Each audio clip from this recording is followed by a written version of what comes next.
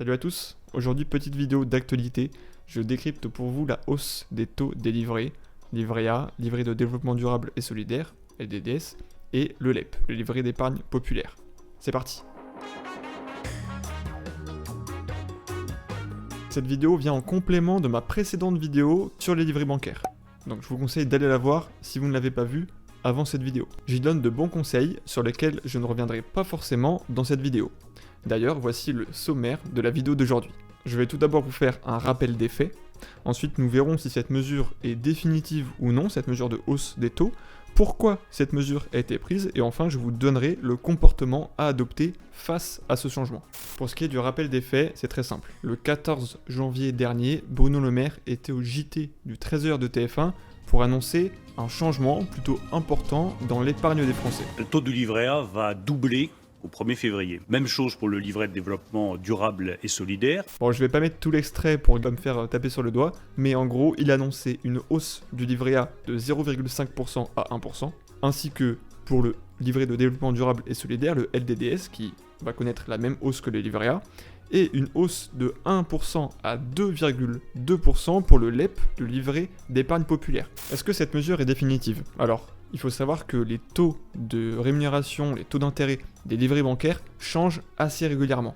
Donc la réponse est non, cette mesure n'est pas du tout définitive. Voici à titre d'exemple le graphique reprenant l'évolution du taux d'intérêt du livret A, le livret le plus connu des Français, entre 1966 et 2021. On peut voir que le taux change assez souvent, la plupart du temps tous les ans, même si on a quelques périodes de plusieurs années sans changement. Donc il n'y a pas vraiment de règle là-dessus. Ce graphique permet également de relativiser cette hausse du livret A. 1%, ça reste très faible d'un point de vue historique, mais également d'un point de vue de l'inflation que la France connaît actuellement.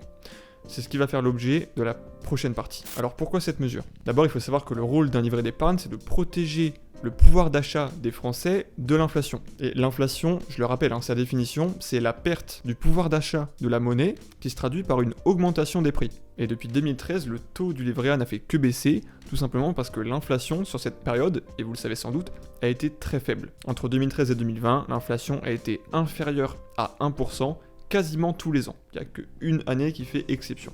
Ce qu'il est important de regarder, c'est en fait le taux réel et non le taux nominal. Le taux réel étant simplement le taux nominal auquel on a déduit l'inflation.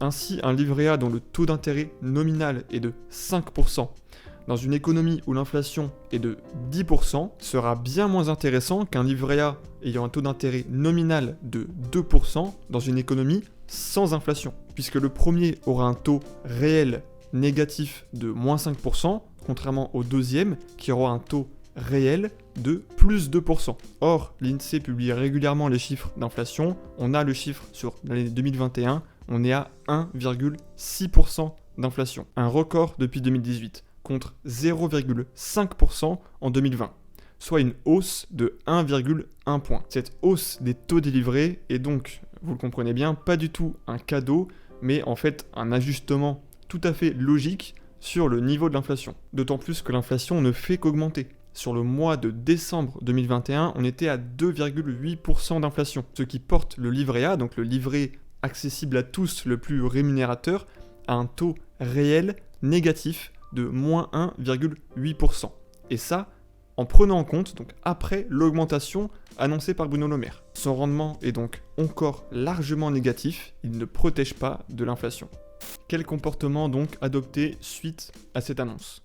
Déjà, il faut surtout pas se dire « Génial, le taux du livret A a doublé, c'est incroyable », comme l'a très habilement présenté Bruno Le Maire 4 mois avant les présidentielles. Puisque contrairement au livret A, dont le taux d'intérêt a fait x2, en passant de 0,5 à 1%, l'inflation, elle, en passant de 0,2% en décembre 2020 à 2,8% en décembre 2021, a fait x14. Au final, la stratégie d'épargne de précaution, présentée dans ma toute première vidéo introductive de gestion de vos finances personnelles, que vous pouvez retrouver juste ici en haut de l'écran, ne change pas.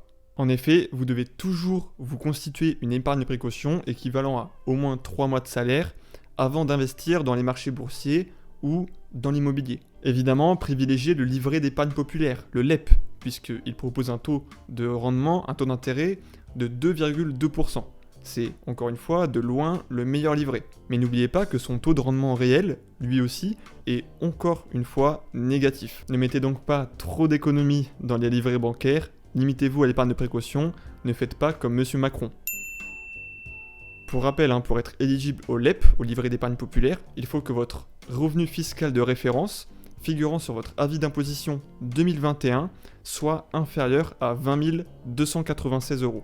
Si vous remplissez pas cette condition, vous devrez forcément opter pour le livret A ou le LDDS, qui sont en fait les mêmes livrets, la seule différence étant le plafond, qui est de 22 950 € pour le livret A, et de 12 000 € pour le LDDS. Voilà, c'est tout pour cette petite vidéo update des livrets d'épargne, qui constitue tout de même le premier véritable fondement de la constitution de votre patrimoine. À l'heure où je tourne cette vidéo, également, on a dépassé les 50 abonnés sur cette chaîne TeamBody, donc merci à tous, ça me fait vraiment plaisir, mais ce n'est que le début. Si vous voulez faire partie de l'aventure, justement, c'est vraiment le moment de s'abonner en cliquant juste en dessous de la vidéo, c'est totalement gratuit. Et bien sûr, mettez un like sous cette vidéo, ça m'aide énormément en cliquant sur le petit pouce vers le haut. Je vous dis à samedi prochain. Salut!